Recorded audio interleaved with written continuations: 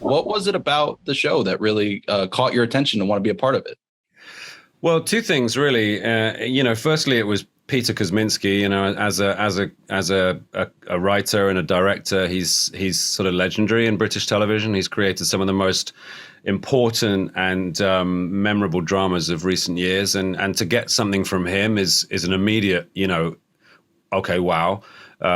And then I read the screenplay and devoured it, all 6 episodes in one go, because it just drew me in so quickly. And I knew I was going to say yes before I read it, but by the time I'd read it, I was fizzing with excitement. It just felt like, not least because it was the kind of role that people tend not to offer me, just because they assume that I do one thing and one thing only. So it was, for many reasons, it was a big thumbs up from me. So on that note, I am curious because obviously most general audiences at this point know you most for Benji in the Mission Impossible movies, which, Yeah. yes, techno babble, but he's more comedic, whereas this is a much more serious part. So I'm curious what that's like for you, going from those two different ranges while still being in a somewhat similar field. It was great.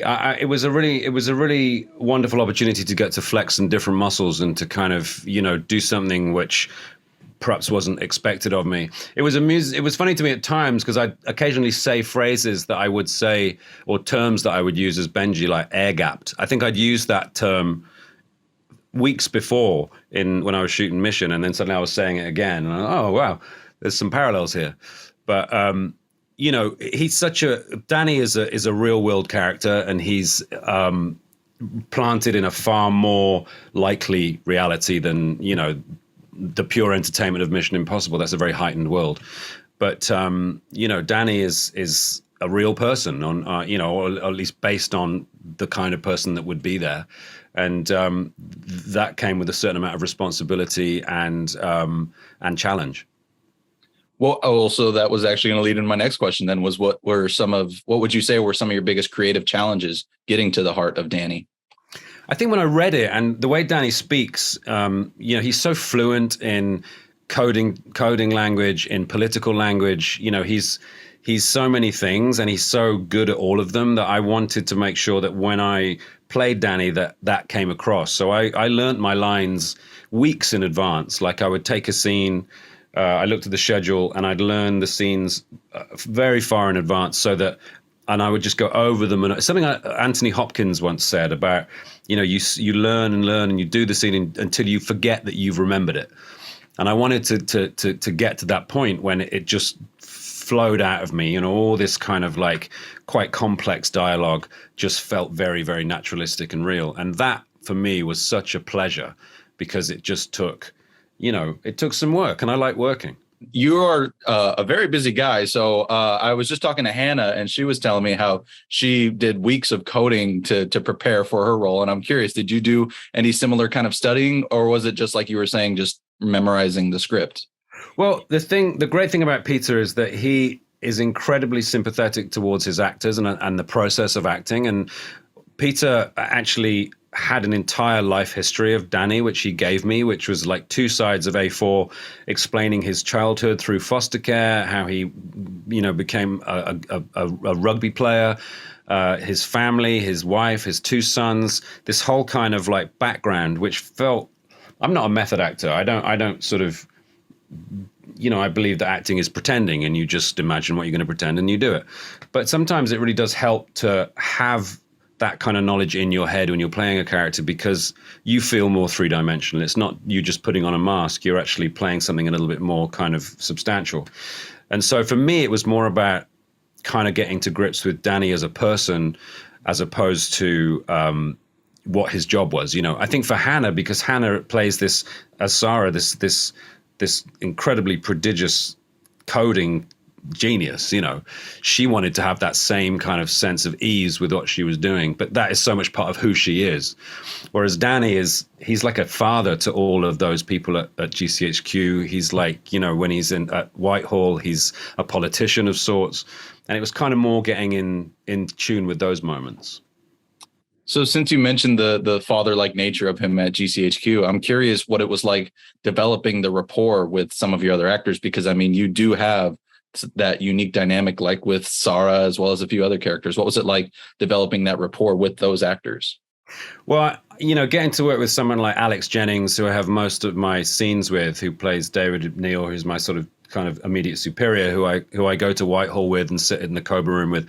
He's such an incredible actor. He's someone that I've always admired. He's one of those people that has been in so much but has managed to avoid being a celebrity. It's the kind of actor's dream. And to get to work with him was an absolute joy. And Adrian Lester, and I mean, everybody. I mean, with Danny, he has those different relationships. Like, he has that incredible close friendship with David. And then you've got Ed Stoppard, who's playing the kind of hawkish Tory, who's just always at him at the Cobra table. That relationship was really good fun. Or with Hattie, who plays the secretary of, she's the foreign minister, I think, the one who gets framed. They've got a very easy friendship, it's a little flirty, but there's no sense that there's anything going on there. All that stuff was all really kind of just micro detail, which Peter puts into it, which makes it all feel very real. One thing I was, I guess, a little disappointed to see was that you and Mark didn't get to share any screen time, especially since I enjoyed Ready Player One. And so yeah. I'm curious, what was that like for you when you heard Mark would be a part of it, but that you weren't going to be sharing any time together on screen? It was a combination of disappointment and relief. Because I love Mark and I love getting to act with him is obviously a privilege, but also for that reason, acting with him is hard because you have to absolutely do the very, very best you can possibly do, because otherwise you'll just disappear from the screen. He is such a magnetic actor and such a watchable presence that if you're in a scene with him, you have to fight for your fucking life. And that's not him grandstanding. That's not him kind of like trying to outdo you or anything. He is just so gifted that, it's nerve-wracking. But no, I was obviously sad because I love him. He's a brilliant guy. And yeah, you want to act with the best people in your career. And I felt very lucky in this with Alex and with Adrian, but also with someone like Hannah, who is brand new and just stepped on set with all the confidence of a very established actor. She's incredible. Yeah, she did a phenomenal job leading the series, especially given it was one of her first roles. So I was blown away.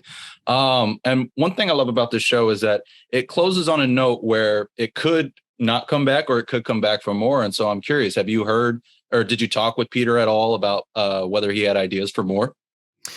Yeah, I mean, I think obviously when you're really enjoying a show, you always tend to kind of start to talk about, could we do more of this kind of thing? And I think Peter definitely has ideas. He's mentioned that all these things always depend on economics and on, all the kind of boring stuff that shouldn't really matter. But I think if things go well for the show, it's certainly done well here in the UK, then there's a good possibility we'd do more. I'd love to. It was a really, really fun job. And it felt very special to be part of it. So, yeah, I'd love to do more. Hopefully we get to hear more from you on that front then. Before we go, I am curious as well. The past few years, I've seen you return to television, with Truth Seekers, with a few other shows, but you're still also doing, of course, feature-length projects. So I'm curious what that's like for you, coming back to where you first kind of started with Spaced, while still also exploring these blockbuster realms. It's a very privileged time, I think, for actors, because it's no longer the case that, there are TV actors and film actors. TV is no longer the poor cousin of cinema. TV has evolved into something incredibly vital and an amazing sort of platform for telling longer stories on a similar cinematic scale to what you see at the movies. So, it was interesting to come back to Channel 4 here in the UK, which is where the Undeclared War aired, because the last thing I did on Channel 4 was Spaced. So it was a real kind of coming home for me. And things have changed a lot since then, just in terms of, scope and credibility, I think. So in a way, it was kind of easy. It feels like, they're two sides of the same coin now. I couldn't agree more. And I think the Undeclared War, I think it outdoes some espionage movies in comparison. So I think people are going to love it when it finally comes out over here. And I can't wait to spread the word about it. Simon, thank you so much for taking the time to chat. Pleasure, man. Keep wearing the T-shirt. I will. Have a good rest of your week. Bye.